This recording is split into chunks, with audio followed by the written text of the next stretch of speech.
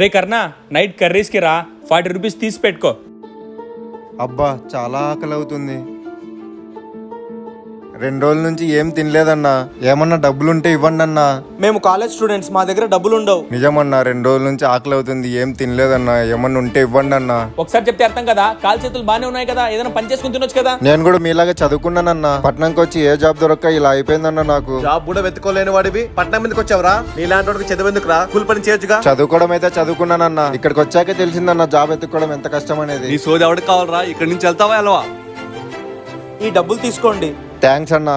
బుద్ధుందా లేదరా? కర్రీస్ కోసం అని పెట్టుకున్న డబ్బులు నువ్వు వాడికి ఎందుకు వాడు ఇచ్చావు? చెప్పింది విన్నావా? మనం కూడా చదువుకుంటున్నాం కదరా. మన చదువు అయ్యాక మనకు కూడా జాబ్ దొరకకపోతే వాడి పరిస్థితి వస్తే ఏం చేస్తావురా?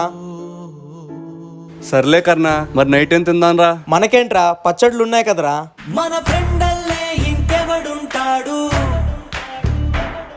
జనమందరు